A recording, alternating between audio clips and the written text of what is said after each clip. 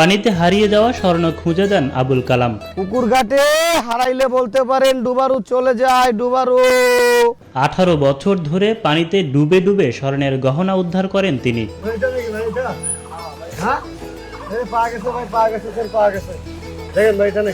পুকুর কিংবা নদীতে গোসল করতে নেমে মানুষের কাছ থেকে হারিয়ে যাওয়া বিভিন্ন স্বর্ণালংকার খুঁজে দেন ফরিদপুরের মুন্সিবাজার পালবাড়ির আবুল কালাম। প্রতিদিন সকাল হলেই নানা হাঁক ডাক দিতে দিতে ছুটে চলেন এক গ্রাম থেকে অন্য গ্রামে। গয়না তুলে দেই গয়না, কানের দুল আংটি চেন রিং পাশা, গোসল করতে পুকুর ঘাটে হারাইলে বলবেন মা বোনেরা, জিনিস পাইলে টাকা দিবেন হারাইলে বলবেন গয়না খুঁজি।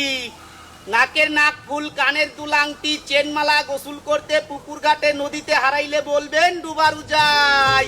বাড়ি মুন্সিগঞ্জে হলেও ফরিদপুরের বেদেপল্লীতে থাকা কালাম সকাল হলেই স্বর্ণ খোঁজার সরঞ্জাম বাইসাইকেলে বেঁধে বেরিয়ে পড়েন রাস্তায়। চলতি পথে রাস্তার ধারে বৈদ্যুতিক খুঁটি ও দেয়ালে লিখে দেন মোবাইল নম্বর, আর সেই মোবাইল নম্বরের মাধ্যমে স্বর্ণ হারানোর খবর পেয়ে ছুটে যান আবুল কালাম। স্বর্ণ রূপার জিনিস গয়না পানিতে পড়লে খুঁজে দেওয়া হয়।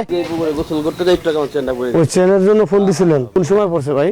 এই একটু আগে ভাই দেখেন না গোসল করতে যাই পড়ে গেছে। আচ্ছা চলেন চলেন। পরবর্তীতে নির্দিষ্ট পুকুরে নেমে বিভিন্ন সরঞ্জাম নিয়ে স্বর্ণ খুঁজতে শুরু করেন আবুল কালাম ও তার সঙ্গীরা। আপনি যখন ঘাটে ছিলেন তখন কি চেনটা গলায় আসছিল? গলায় ছিল, আমি এই যে কর্নারে নামছি, আমি 2-3টা ডুব দিছি, উঠাইছি। এখানে যদি পড়ে থাকে আপনার হাতে উঠায় দেবো, আমাকে খুশি করবেন। অতঃপর হারানো জায়গা চিহ্নিত করে পানিতে ডুবে স্বর্ণ খুঁজতে থাকেন আবুল কালাম ও তার সঙ্গীরা। খুঁজতে খুঁজতেই উঠে আসে হারিয়ে যাওয়া দামি দামি স্বর্ণালংকার। এইখানে একজনের থেকে খোঁজ পেলাম যে আমাদের ডুবুরি ভাইরা এরা এই স্বর্ণ খুঁজে দেয়, খুব ভালো। তারপরে আমরা একে কল দেই, কিছুক্ষণ পরেই তারা চলে আসে, তারপর আমার এই চেন উদ্ধার করে দেয় পানি থেকে। পারিবারিক পেশা হিসেবেই এই পেশাকে বেছে নিয়েছেন আবুল কালাম ও তার সঙ্গীরা। হারানো স্বর্ণ খুঁজে পেলে ভালো পারিশ্রমিক পেয়ে থাকেন তারা। শুধু বাংলাদেশে নয়, ভারতের বিভিন্ন রাজ্যে গিয়েও মানুষের হারানো স্বর্ণ খুঁজে দিয়েছেন তিনি। আমাদের পারিবারিক কারণে মনে করেন লেখাপড়া করতে পারি নাই, বাপ চাচারা এক ব্যবসা করছে, এর জন্য এই ব্যবসা আমরা নামছি। ওই কাজ নিয়ে বিভিন্ন জায়গায় বিভিন্ন দেশে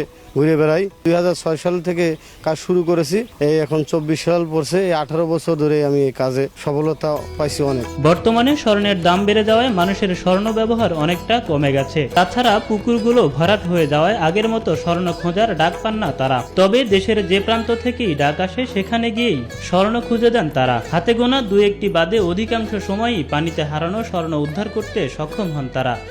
আমাকে মনে করেন আমার বয়সে প্রায় 17-18 বছর ধরে আমি স্বর্ণ খুঁজি। সফলতা মোটামুটি ইনশাল্লাহ খারাপ না, অনেক স্বর্ণ উঠাইছি আমি। চেন, আংটি, বেশ, হাতের বেশ, কানের দুল, এসব জিনিস অনেক সোনার উপর উঠাইছি আমি পুকুর থেকে। বাংলাদেশে যেই প্রান্তে ফোন দিবেন 24 ঘন্টার মধ্যে সেই জায়গায় যাওয়ার চেষ্টা করব। এরকম একটা স্বর্ণের একটা জিনিস এত মূল্যবান, এখন তো স্বর্ণের অনেক দাম। একটা জিনিস পানিতে পড়ে যাওয়া মানেই তো হারাই যাওয়া, তারপর এটা পুনরায় ফিরে পাওয়া মানে তো অবশ্যই খুশি লাগবে।